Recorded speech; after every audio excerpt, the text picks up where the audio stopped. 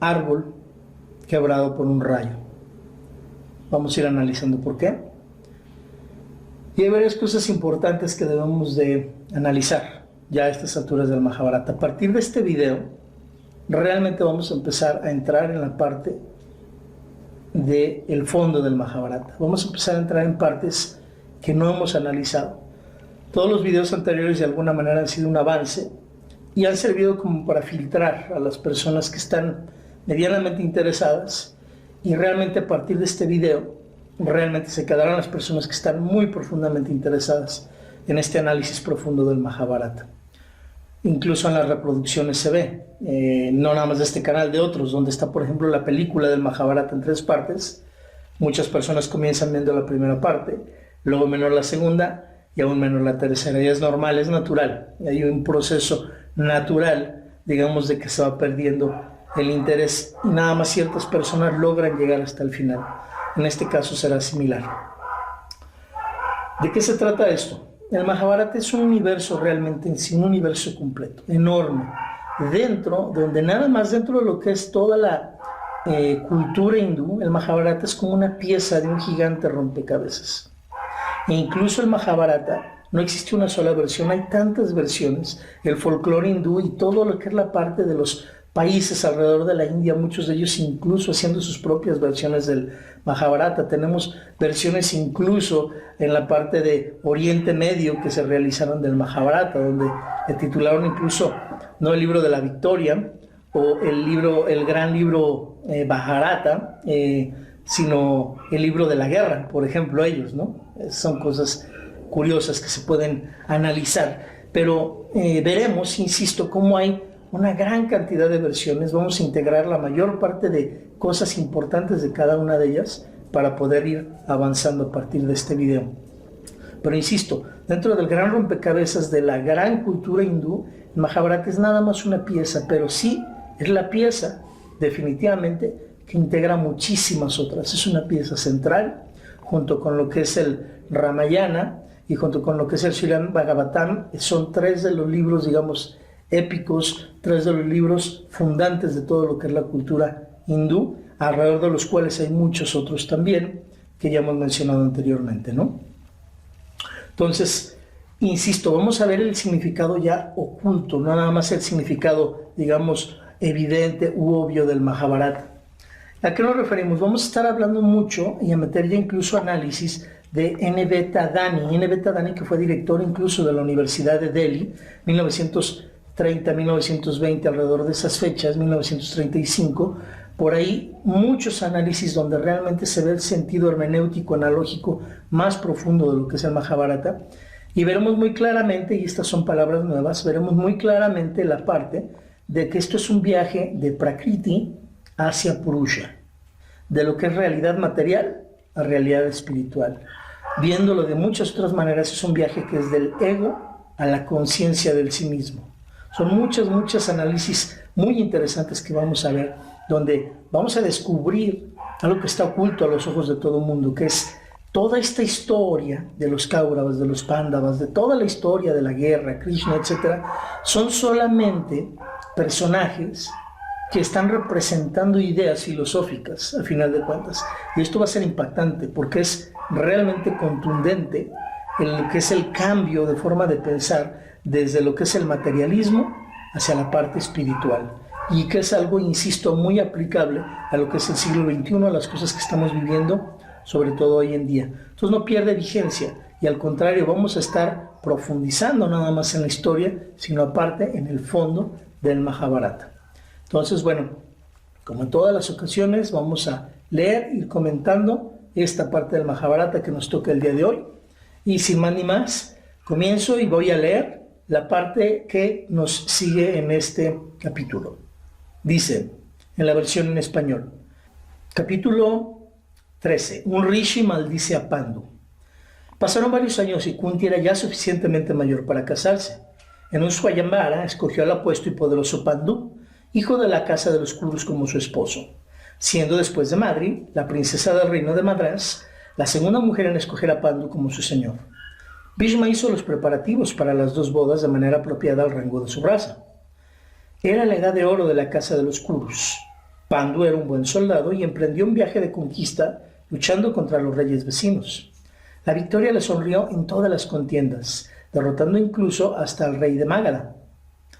De esta forma estableció la supremacía de la casa de los Kurus, la cual se había debilitado en los años en que el trono estuvo vacío, teniendo a Bhishma como único regente por no haber un legítimo rey.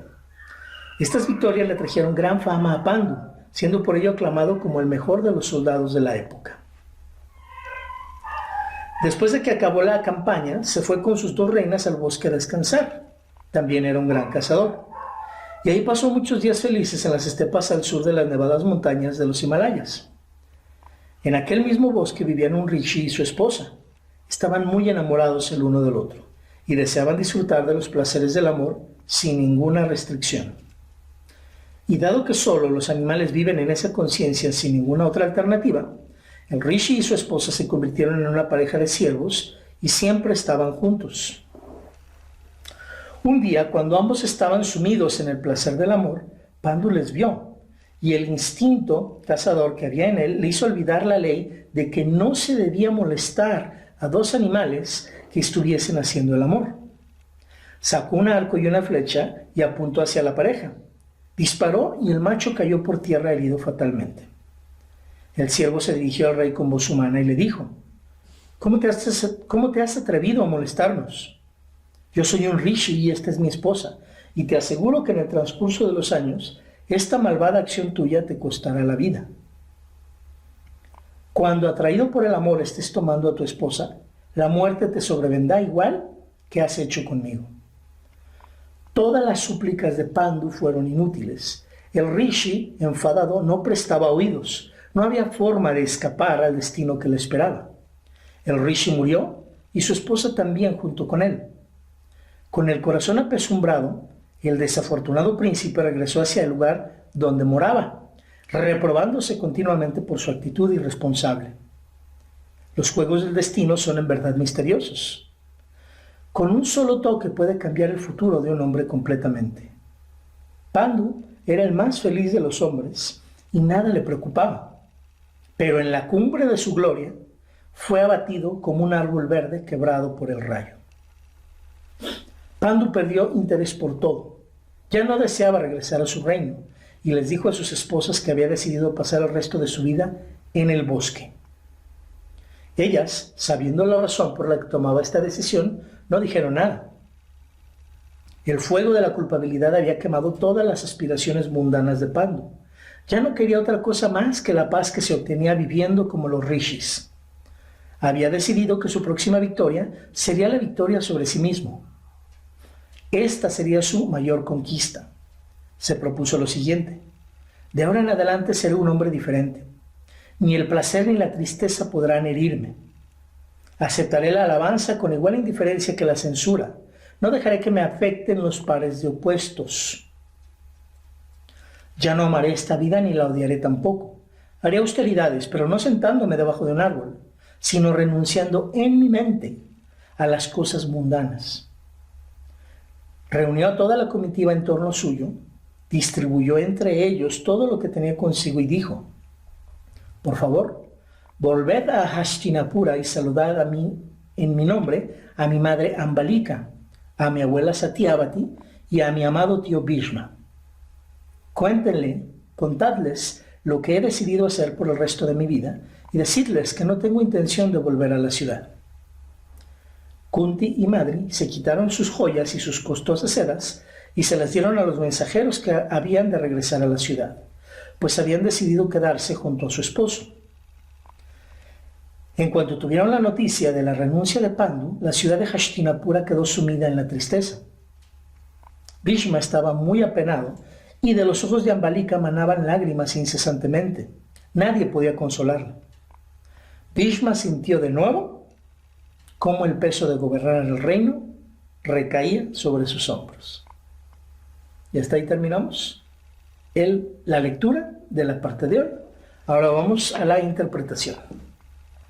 Bien, entonces vamos a las interpretaciones del día de hoy, de este capítulo que leímos, en este video número 19.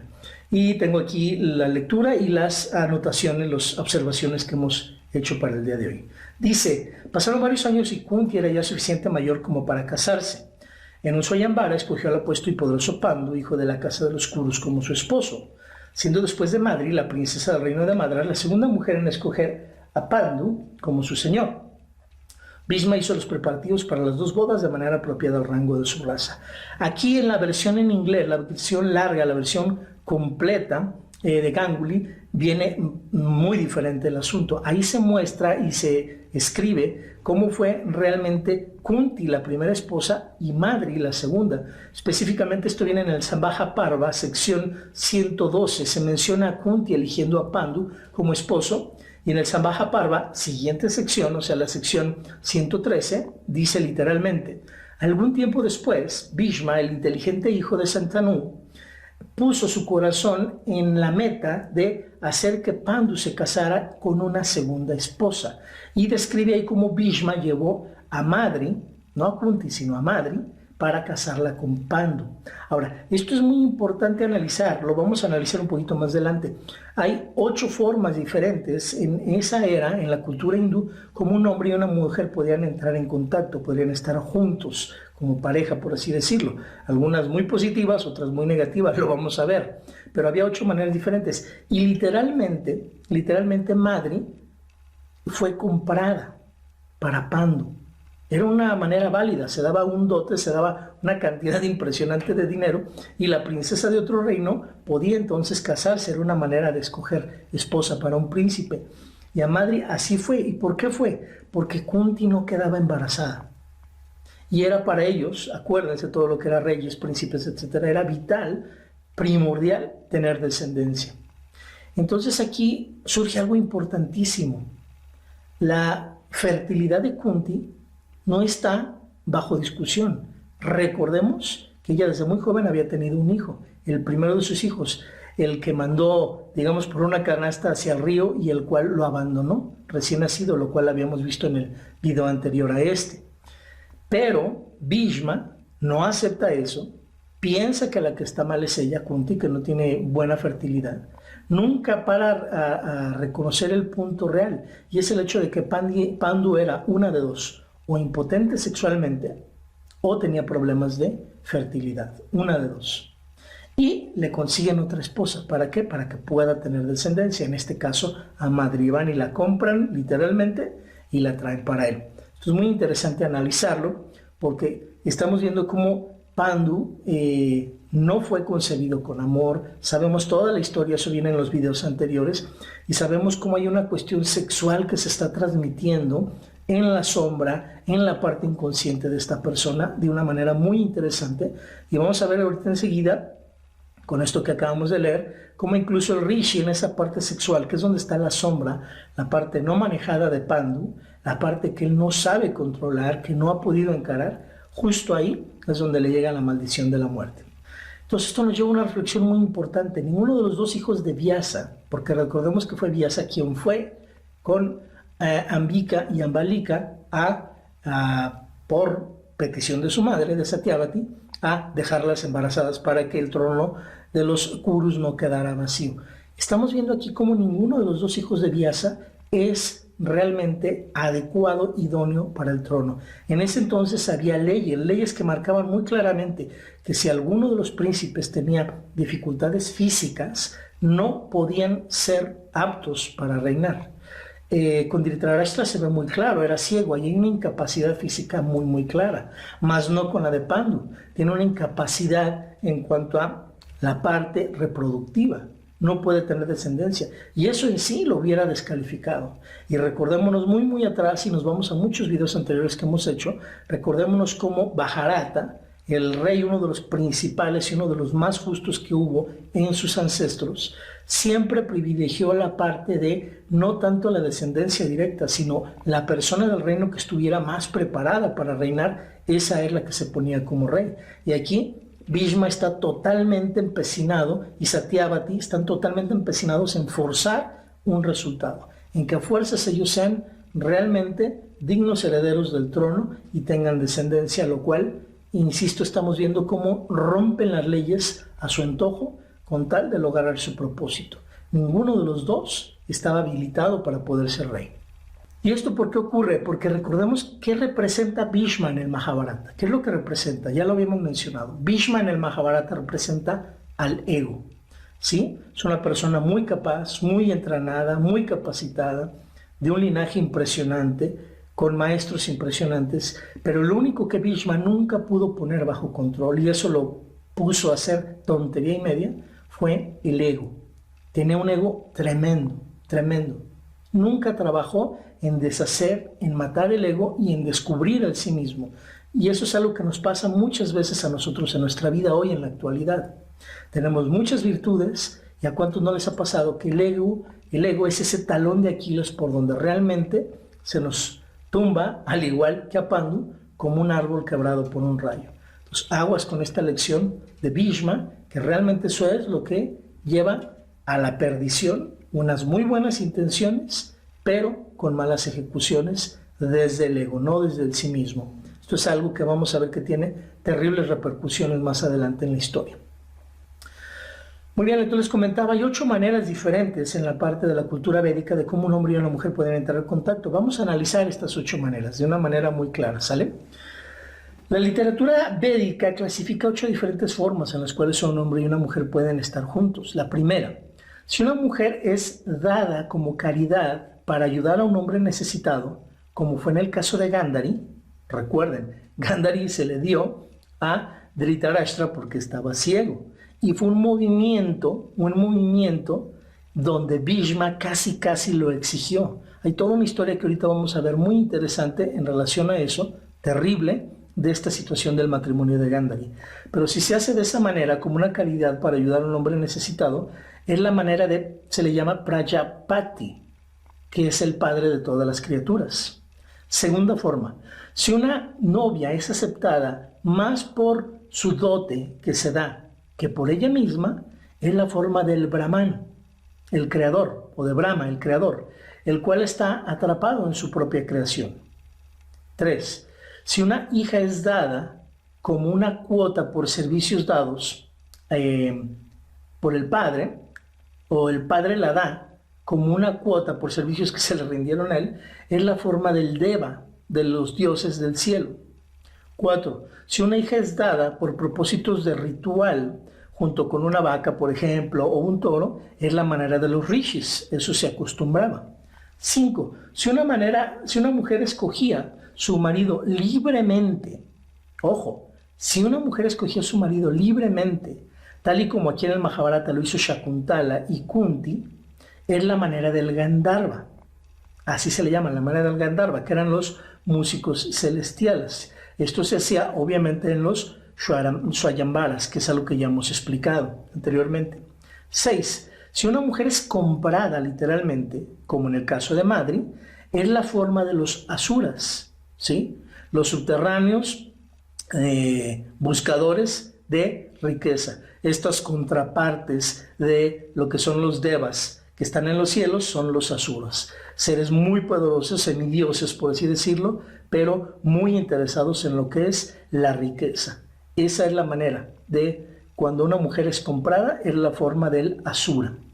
7. Si una mujer es secuestrada, tal y como Ambika y Ambalika fueron por medio de Bhishma, es la manera del Rakshasa, ¿sí?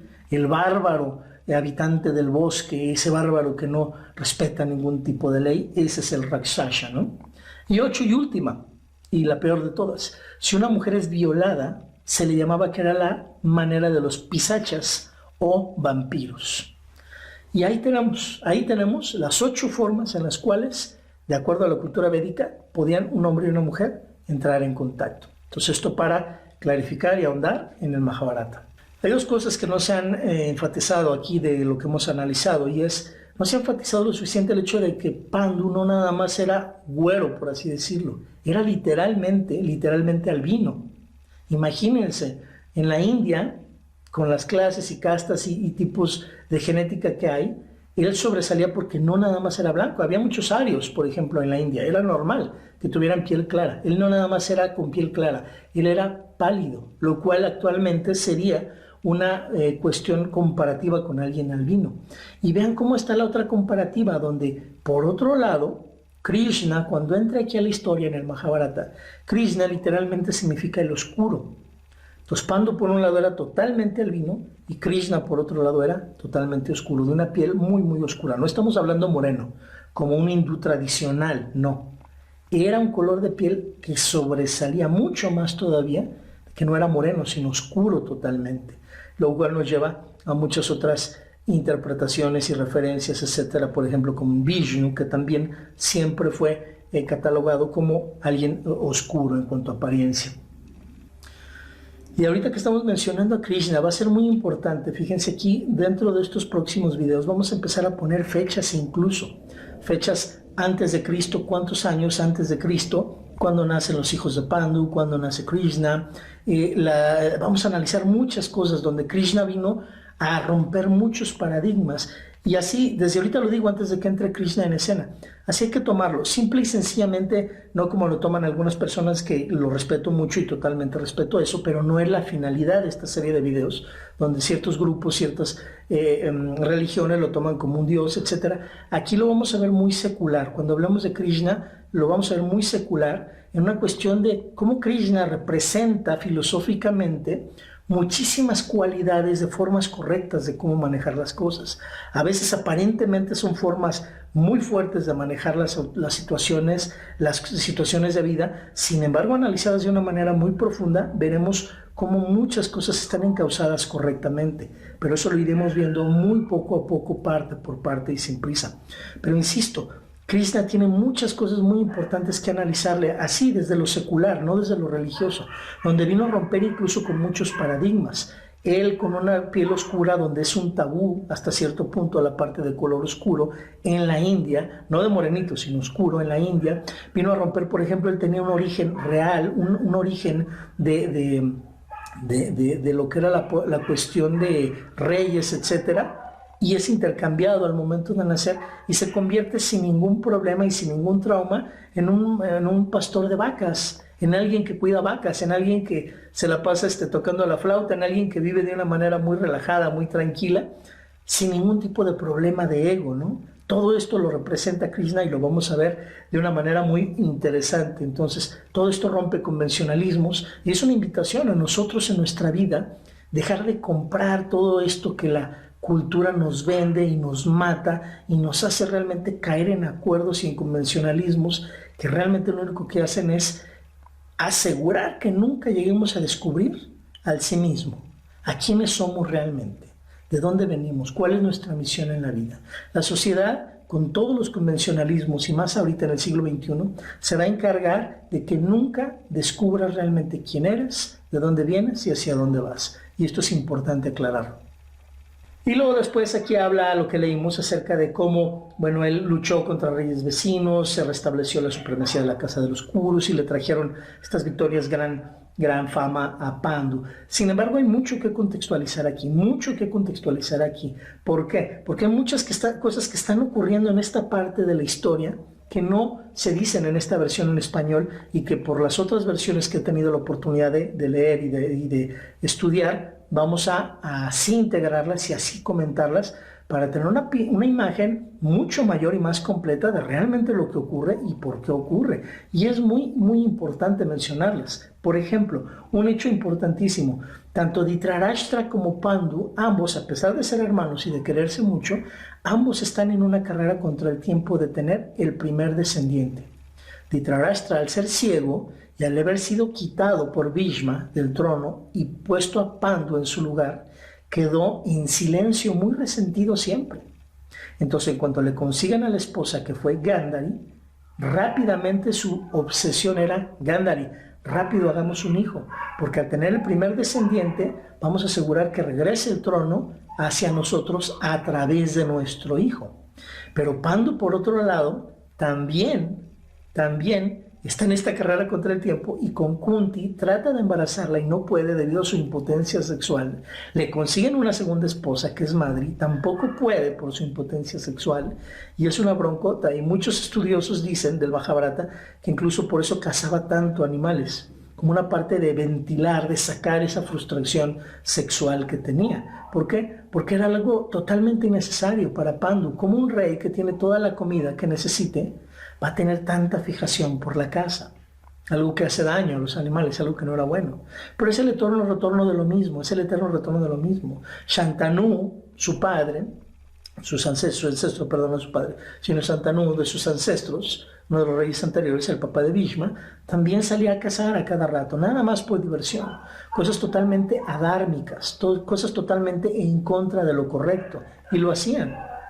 Y si nos vamos mucho más atrás, muchísimas generaciones atrás, dentro de esta misma descendencia de reyes, nos podemos ir hasta Yayati, donde Yayati, bueno, era un rey de lo peor que podía existir, le daba vuelo a la hilacha, siempre se la pasaba divirtiéndose y un montonal de cosas donde él nada más usaba las leyes para sacar su conveniencia, usaba a sus hijos, muy diferente, como por ejemplo en el Ramayana, que ocurre, y eso es otra historia totalmente, no del Mahabharata, sino del Ramayana, como el papá de Rama le pide un sacrificio a Rama, que haga un esfuerzo muy tremendo de renunciar al trono, pero por establecer la parte de que la palabra de un rey nunca se ponga en duda, no para su beneficio personal, el papá de Rama, nunca por beneficio personal.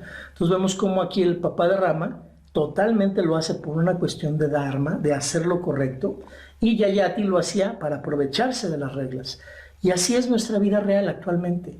Existimos personas que nos aprovechamos de las leyes, toda la gente corrupta que usa las leyes, la política, para sacar su beneficio, para sacar su provecho, y existen personas que usan las leyes, pero para establecer el dharma, o la ética, o lo correcto, como le queramos llamar. ¿De cuál personas eres tú? ¿De qué tipo de personas eres tú? ¿De qué tipo de personas somos? ¿De las que explotamos las leyes para nuestro beneficio o usamos las leyes para un bien común y para que todos estemos bien? Esto es interesante analizarlo porque desde la antigüedad, desde el Mahabharata y antes, hay ejemplos de cómo todo esto se respeta o se viola. ¿Qué más analizar aquí? Entonces, insisto, está ocurriendo esta carrera de ver quién tiene el primer descendiente, ¿sí? Y los dos están en eso. Dhritarashtra, el rey ciego, no tenía problemas de fertilidad y gana esta carrera. Embaraza primero a Gandhari. Pero ¿qué ocurre? Ocurre algo muy interesante. Pasa el tiempo y pasa el tiempo y pasa un año y pasa un año y medio y pasan casi 2 años y ese embarazo no culmina. No daba a luz Gandhari. Impresionantemente no daba a luz Gandhari. ¿Sí? Pero Dhritarashtra la embarazó en el peor momento de Gandhari. Y eso, insisto, no viene en la traducción en español, pero sí viene en las lecturas profundas del Mahabharata. Y hay una historia importantísima que nos va a hacer entender como un personaje importante del Mahabharata, ¿sí? Que es Shakuni. Shakuni es hermano precisamente de Gandhari.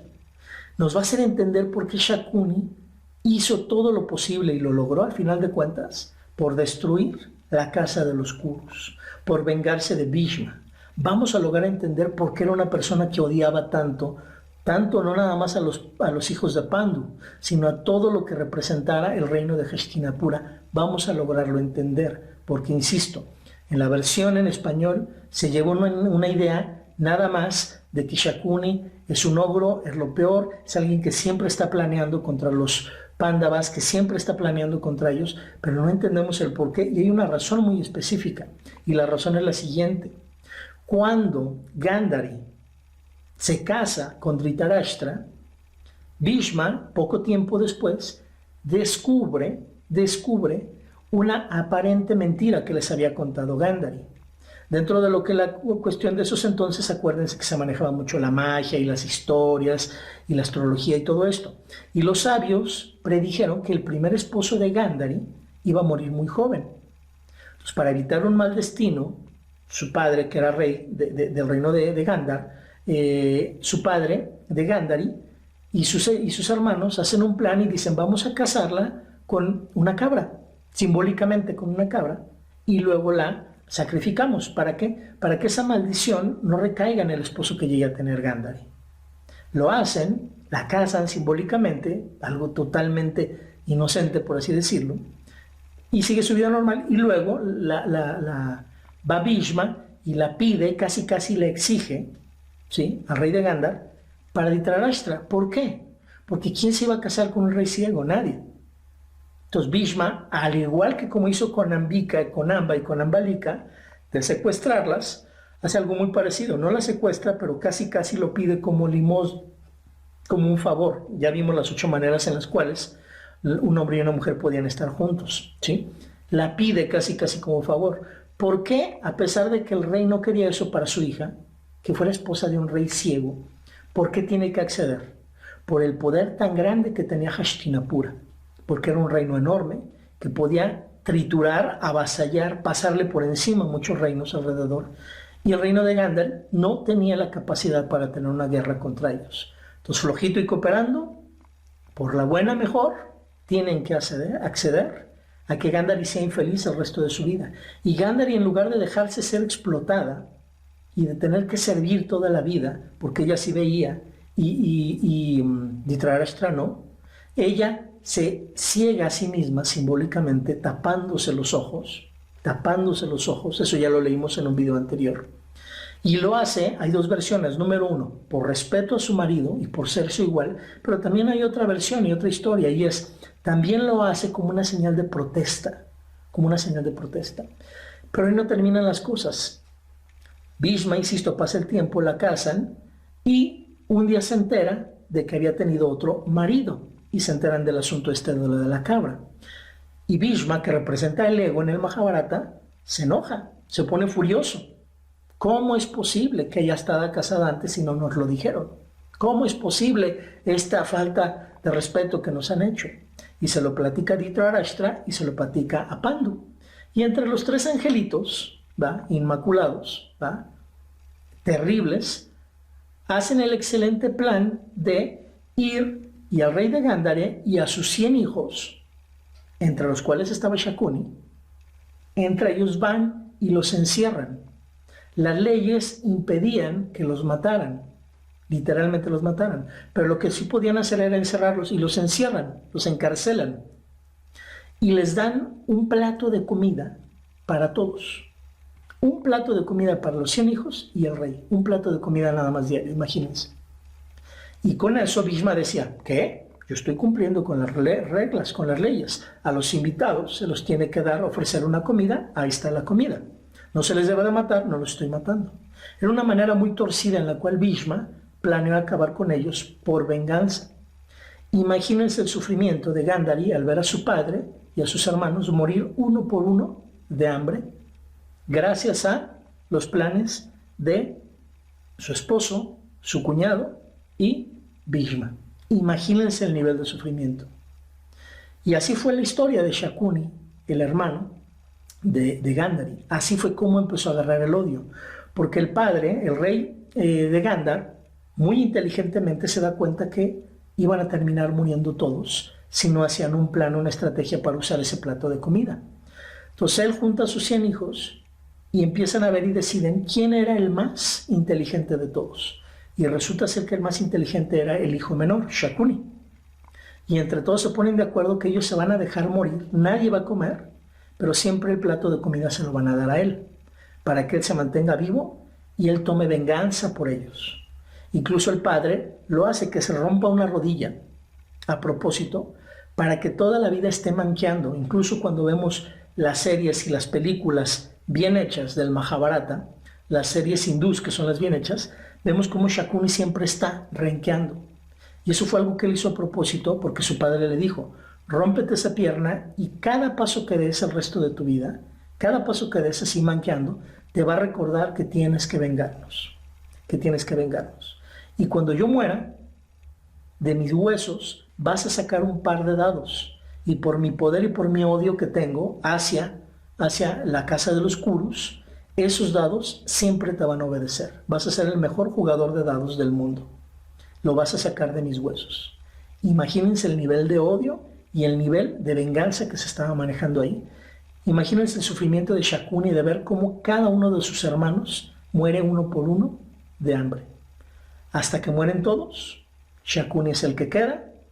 Como ya no hay manera de tenerlo encerrado más tiempo, como Bhishma ya se siente que se desquitó de la ofensa, entre comillas, que le hicieron, lo deja libre y lo deja vivir al lado de su hermana, Gandhari, la esposa de Dhritarashtra. Esta es la historia que muchos de ustedes tal vez no saben, y es la historia detrás del odio de Shakuni hacia la casa de los Kurus. Por eso Shakuni nunca regresó al reino donde él era rey. ¿Por qué era el rey? Porque el padre ya se había muerto de hambre y todos sus hermanos. Porque siempre lo vemos en el Mahabharata metido ahí junto con su hermana, envenenándole la cabeza a los hijos de Dhritarashtra para que peleen con los primos, los Pándavas. Porque él sabía muy claramente que cuando se desatara una guerra entre ellos, iba a ser una destrucción total. Y así como Bhishma destruyó a sus hermanos y a su padre, Shakuni juró que iba a destruir Hastinapura y en cierta medida lo logró. En cierta medida, con mucha estrategia, ya lo veremos más adelante en la historia. Entonces, insisto, todo esto está ocurriendo en la historia y tenemos que contextualizarlo, porque vamos a ir avanzando así cronológicamente, no nada más con lo que dice el libro, sino con los hechos históricos, cómo van avanzando. ¿Qué más está contextualizado aquí? Básicamente eso es lo que está ocurriendo. Y bueno, dice aquí en el libro que después de que acabó la campaña se fueron a descansar, la cuestión de lo del Rishi, la cuestión de que salió el instinto cazador que había en él, se olvida de la regla de que no debe de matar a un par de animales que están haciendo el labor, y bueno, ocurre la tragedia, ¿no? Dispara, cae herido el Rishi, que estaba tomando el cuerpo de un ciervo, ¿sí? Y esto lo debemos nosotros de contrastar, insisto, ¿cómo es que si Pandu nos lo pintan como alguien tan sabio, tan entrenado, tan hábil, cómo es posible que tuviera tan poco respeto hacia la vida? Y aquí tenemos que empezar a hablar de un término que se va a repetir mucho en el Mahabharata y que tenemos que tener muy claro para contextualizar lo que ocurre. Y es el concepto de los 4 yugas o las 4 eras, ¿sí? En cada una de estas eras había convencionalismos y reglas o leyes que se adaptaban al tipo de vida que se estaba viviendo ahí. Cosas que eran buenas o aceptadas en cierto yuga o en cierta era, no eran ya aceptadas en el siguiente, conforme iba habiendo cambio. Y esto lo vemos en estudios incluso de axiología y en estudios de muchos otros tipos de cuestiones de valores, en cuestiones de la moral, de cómo va cambiando la moral. Sabemos que la moral es un tema que va cambiando conforme la sociedad cambia, no es algo absoluto, y ahí vamos a ver esta gran falta de respeto hacia la vida, ¿no? Cazar nada más porque como un deporte, como una entretención, ¿no? Cuando tenía él, insisto, toda la comida que pudiera desear, ¿no? ¿Y qué ocurre en nuestra vida? Cuando somos razonables en el mal sentido de la palabra, cuando todo lo racionalizamos, cuando todo lo justificamos, cuando todo le encontramos una explicación justificada, tonta, para demostrar que estamos en lo correcto, aunque estemos actuando mal, ahí tenemos un problema gravísimo.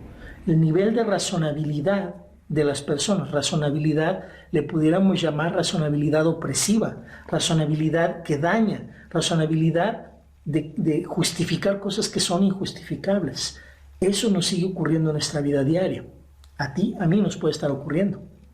Entonces el Rishi maldice a Pandu, le da esta maldición de que si él algún día en el futuro llega a tocar a una mujer, a querer hacer el amor con ella, va a caer muerto en ese instante, ¿no?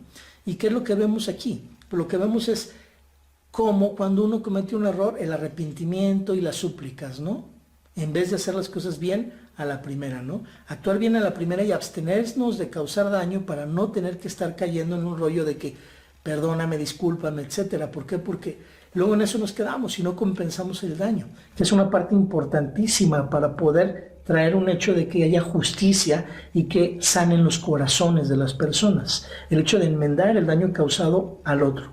Pandu no, piensa que con puro arrepentirse y suplicar va a arreglar las cosas, cuando la falta que cometió, que fue matar al otro, pues no hay nada con lo cual lo pueda él realmente enmendar. Es algo terrible lo que hizo, ¿no? Y vemos eso. Aquí esta situación no tuvo nada de misterioso, ¿no? Dice aquí en el Mahabharata, dice, los juegos del destino son en verdad misteriosos. No, en este caso, en el de la maldición de Pandu, no tiene nada de misteriosa la vida. Haces una cosa negativa y a toda acción corresponde una reacción. Es una cosa negativa, tienes algo de regreso, ¿no? La ley del karma, que es muy profunda, no debe de entenderse de una manera superficial, como algunas veces ocurre en la actualidad, pero vemos cómo Ocurre siempre tarde o temprano una acción evidente o sutil, puede ser muy clara, puede ser muy oculta, pero tarde o temprano hay una reacción de regreso y es lo que ocurre aquí, ley de causa y efecto en la situación de Pandu. No hay nada, insisto, de juegos del destino misteriosos, para nada. Y luego nos describe cómo Pandu pierde interés por todo y decide que su próxima victoria será la victoria sobre sí mismo.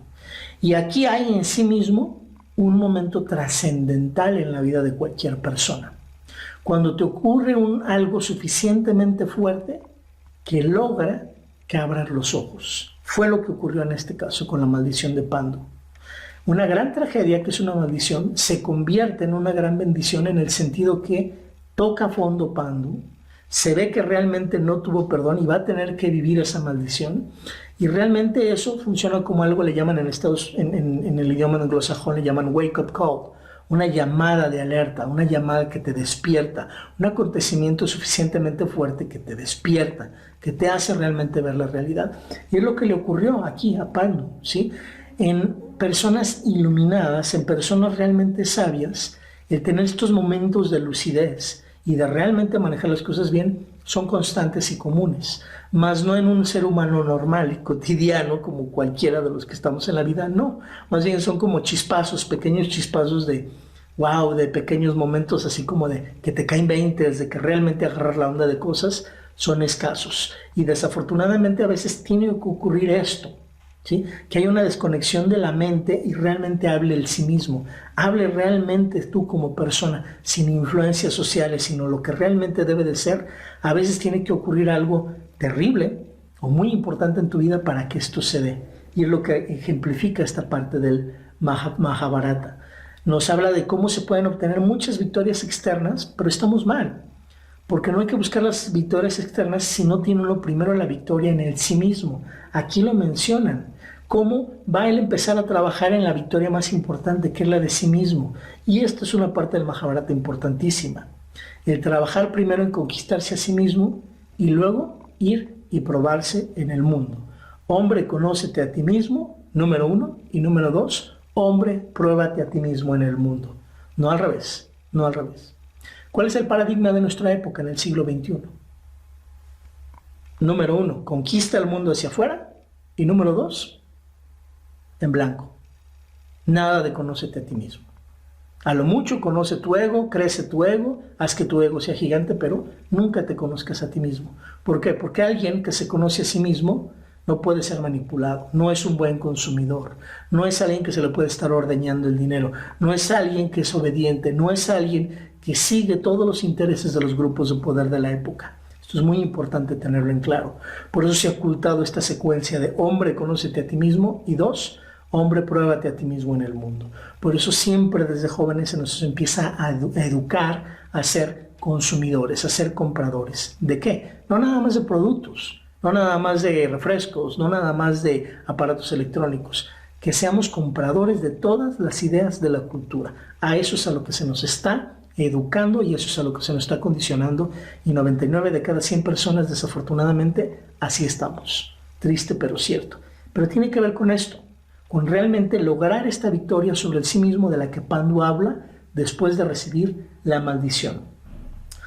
Y aquí una parte importantísima que hace recordar a Jung, donde Jung habla mucho acerca de esta situación de la sombra y los pares de opuestos, y vemos como aquí desde miles de años antes, ya era mencionado en el Mahabharata, dice claramente aquí, ya no dejaré que me afecten los pares de opuestos.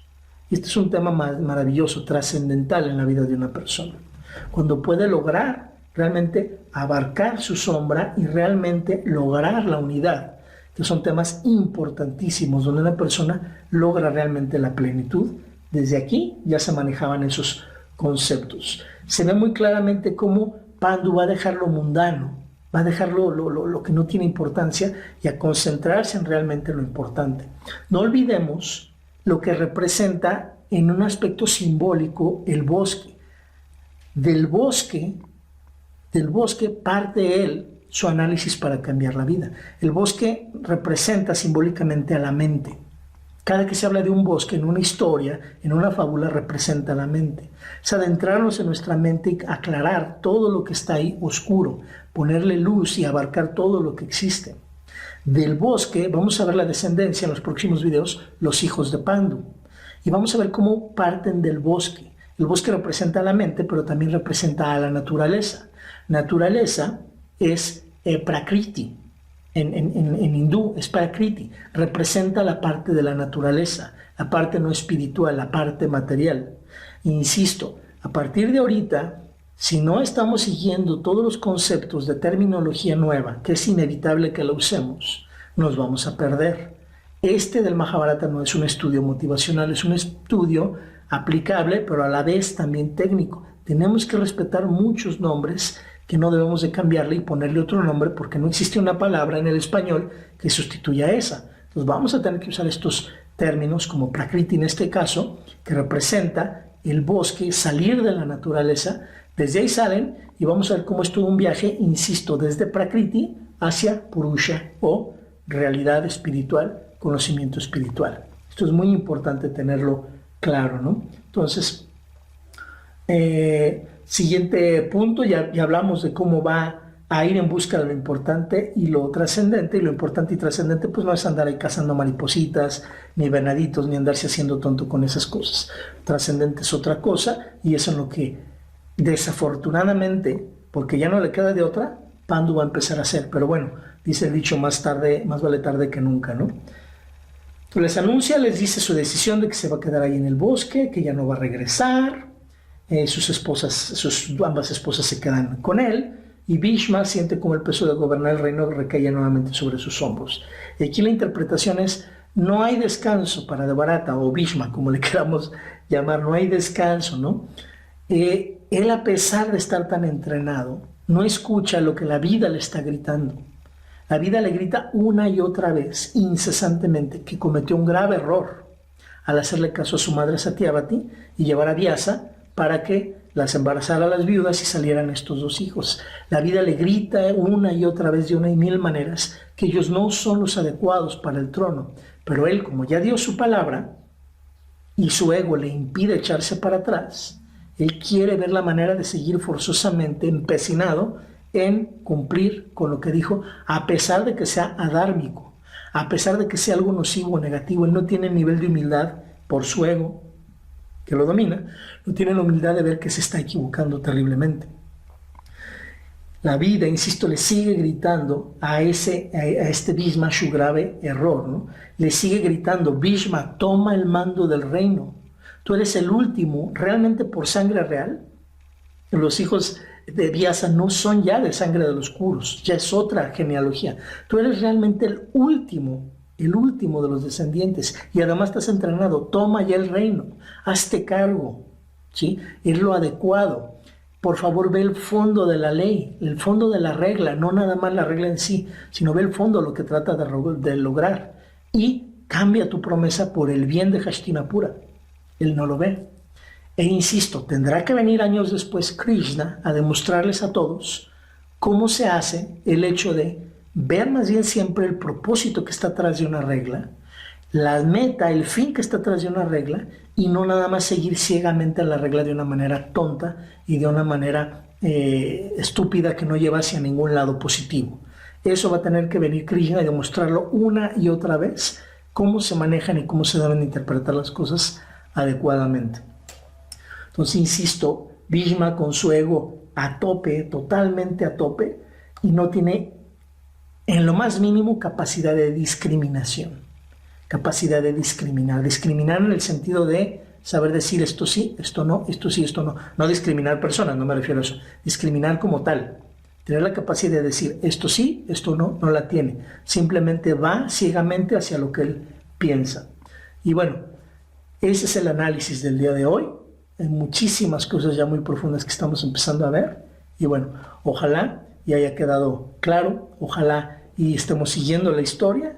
Y bueno, ya veremos cuando tenemos tiempo de sacar el próximo video. Jaya Vijaya para todos. Muchas gracias.